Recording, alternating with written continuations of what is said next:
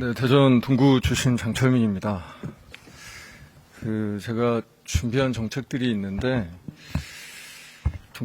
있는데, 방금 좀 기사를 본 게 약간 당황스러운 기사가 있어서 확인을 좀 하고 가겠습니다. 권익위 원장님 계시죠? 권익위 원장님은 안 계신가요? 권익위 원장님 다른 생각하고 계셨나요? 네, 아니요. 제가 방금 그 기사를 봤는데, 국민의힘 인요한 의원님께서 지금 국민의힘에서 의료개혁 특위 위원장을 맡고 계시더라고요. 본회의장에서 문자 메시지를 주고받으신 게 찍혔습니다.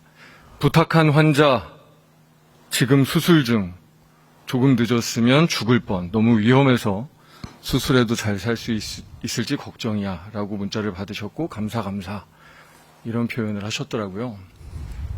국회의원이 대학병원 의사 병원에 수술 청탁하는 게 김영란법 위반입니까 아닙니까?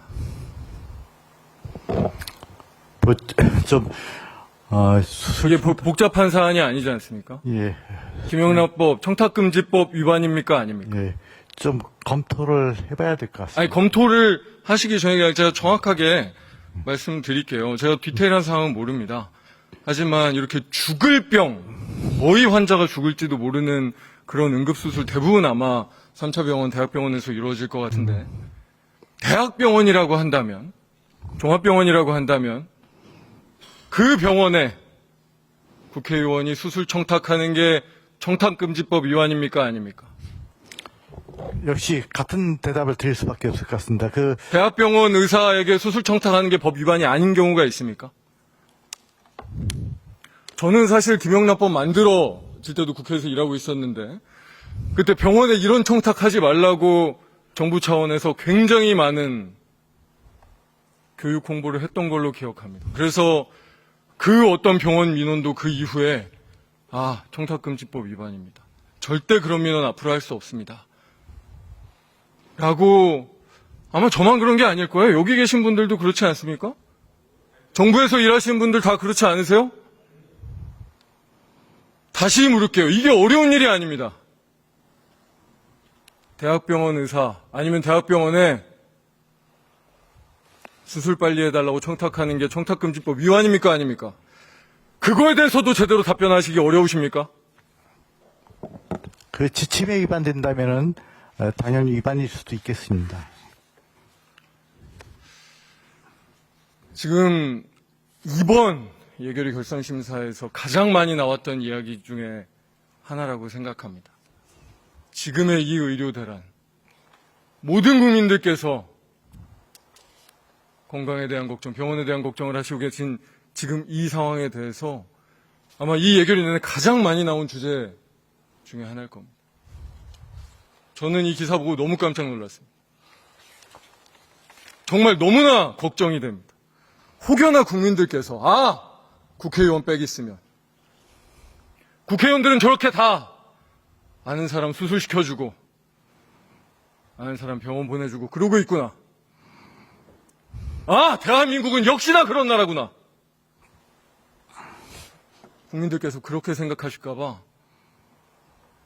정말 기사 보자마자 간담이 서늘했습니다. 여러분들도 그러고 계십니까? 장관님들, 기관장님들 다 아는 사람 지금 수술시켜달라, 빨리 해달라, 빨리 병원 넣어달라.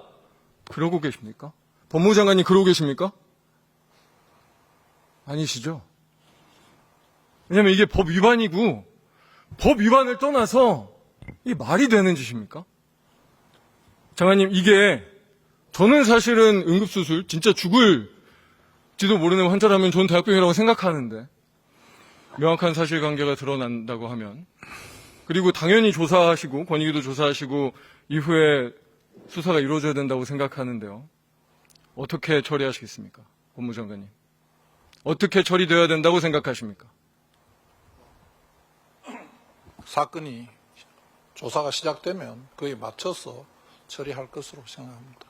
윤석열 정부의 명예뿐만 아니라 모든 공직사회의 명예가 다 걸려있는 일 아닙니까? 이게 뭡니까?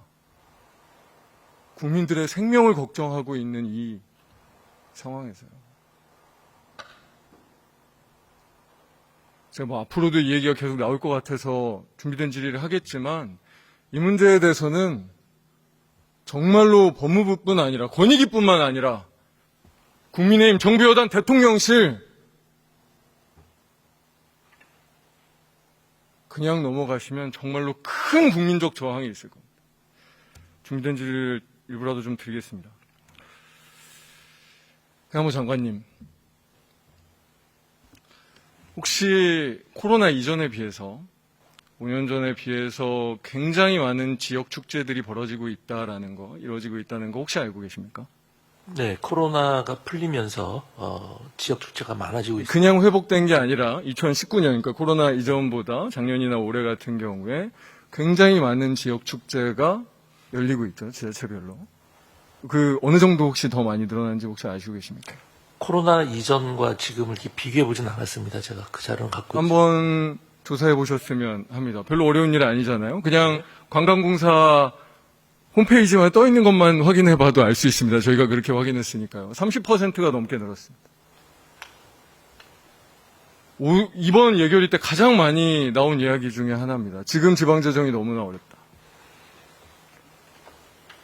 4% 가까이 지방세수가 세입이 줄었고 교부금은 13% 이상 사실은 이게 뭐 합법적으로 줄였는지 그냥 뭐 미지급했는지 뭐 논란이 있긴 하지만 하여튼 엄청나게 지방재정이 어려워졌습니다. 작년과 올해.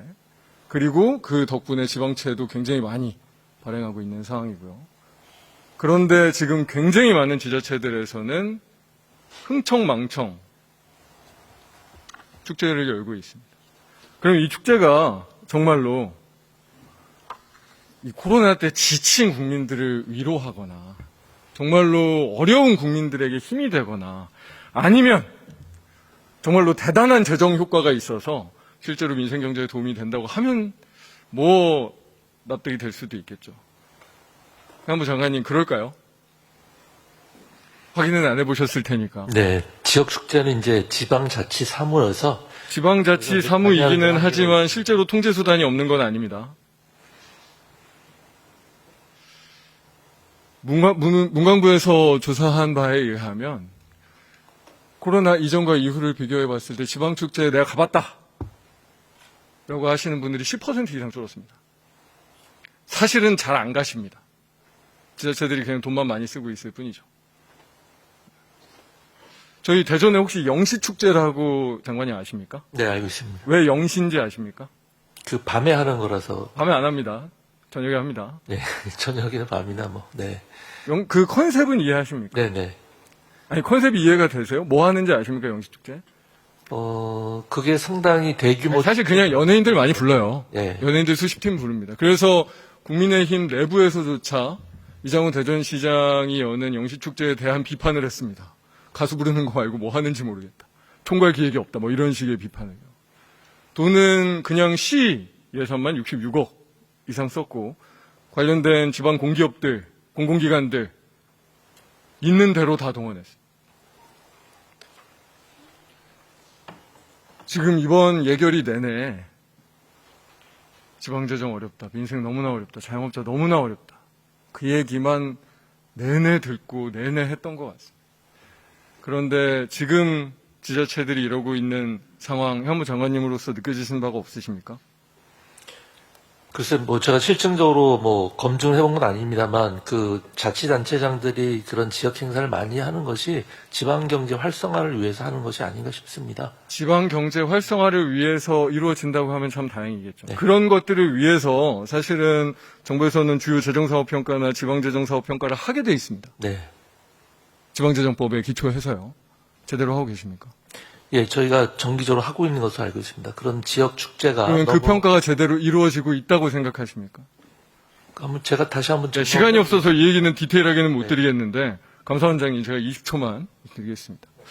이거는 저는 감사원 차원에서 들여다봐야 되는 문제라고 생각합니다. 특히나 정말로 명확하게 이 문광부의 자료에 의해서도 그렇고 지방 축제의 효과성이 굉장히 떨어지고 있다가 이미 중앙부처에서 드러나고 있음에도 불구하고 오히려 지자체들은 굉장히 그쪽에서도 흥청망청되고 이 부분에 대해서는 해안부와 감사원이 확실하게 감사원 차원에서 그리고 해안부 차원에서 감사를 하시고 지방재정평가도 동시에 하셔서 저희 이 예결위에 정확하게 보고해 주셔야 되는 사안이라고 생각하는데 혹시 그렇게 해줄 수 있으시겠습니까? 네, 한번 살펴보도록 하겠습니다. 네, 장철민 위원님 수고하셨습니다.